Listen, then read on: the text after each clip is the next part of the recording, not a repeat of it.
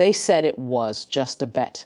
I found the photograph 3 months later, tucked inside a book I'd borrowed from the office library and never returned. A group shot from that night. Everyone crowded around, laughing, pointing. And there I was in the center, head down, the fluorescent lights catching the pale skin of my scalp where my hair used to be. I didn't look at the faces. I looked at the floor. I remembered the way the linoleum looked that night, the pattern of gray and white swirls, a spilled beer forming a slow puddle near someone's shoe. I stared at that memory for a long time, then put the photo back in the book and the book back on the shelf. It started as a joke. Mark's idea. A bet on the game. Loser gets their head shaved. I wasn't part of the bet. I was just there grabbing a drink after work, the way I sometimes did to be part of the team. When their team lost, they needed a volunteer. And Mark, with that easy grin, said, "Come on, it's just a bet. It's funny. Don't be the guy who can't take a joke." Sarah was the one who held the clippers. She laughed nervously, looking at the others for approval.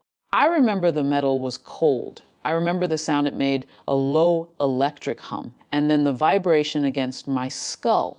I remember the hair falling onto the gray and white floor. Someone said I looked like a bowling ball. Everyone laughed, even Sarah. I didn't cry. I didn't storm out. I just sat there until it was done. Then I stood up, put my jacket on, and walked home. The air felt strange on my head.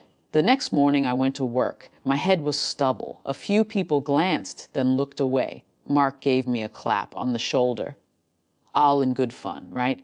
I nodded.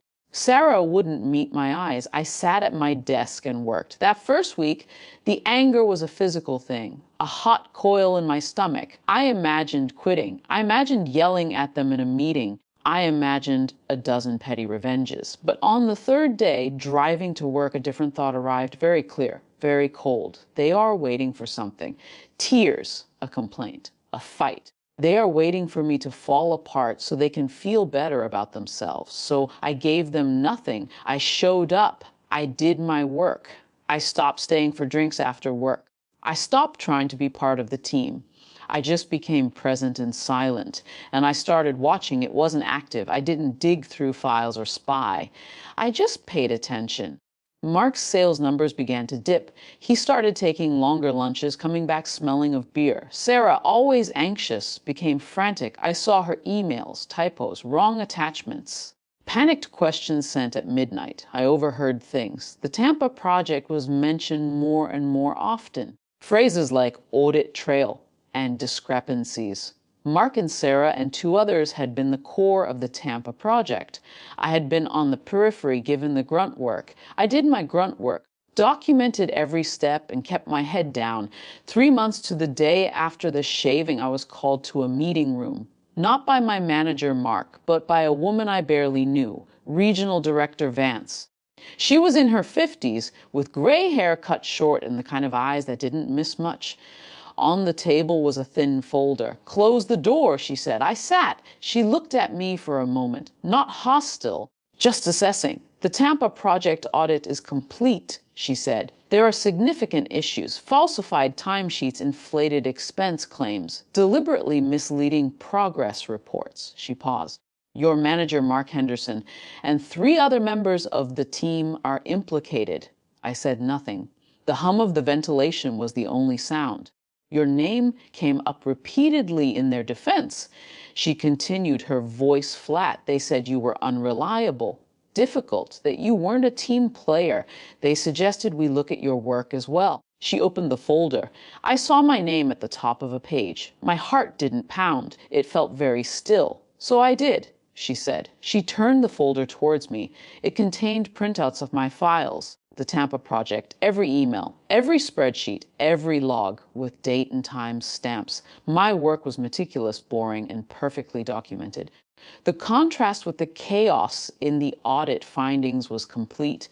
She didn't ask me if I had shaved my head. She didn't mention the bet. She just watched me look at the papers.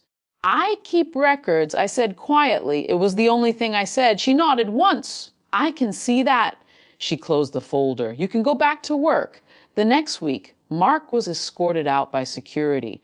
Sarah followed, her eyes red, clutching a box of personal effects. The other two were gone by the end of the month. There was no announcement, no email, just empty desks. Their reputations didn't collapse in a dramatic scene. They were simply erased by the cold, professional language of an audit report. A week later, Vance stopped by my desk. She didn't sit. "Mark's position is open," she said. "Apply if you want it." I did. I got it. A few days after that, I found the photograph in the library book. And now, standing in my kitchen, I run a hand through my hair. It's thick again, long enough to curl over my ears. I look at the photo one last time. The laughter, the pointing, the boy in the center with the shaved head. I don't feel anger anymore. I don't feel triumph. I just feel the quiet weight of 3 months of silence and how heavy it was and how it finally paid for itself. I drop the photograph into the recycling bin.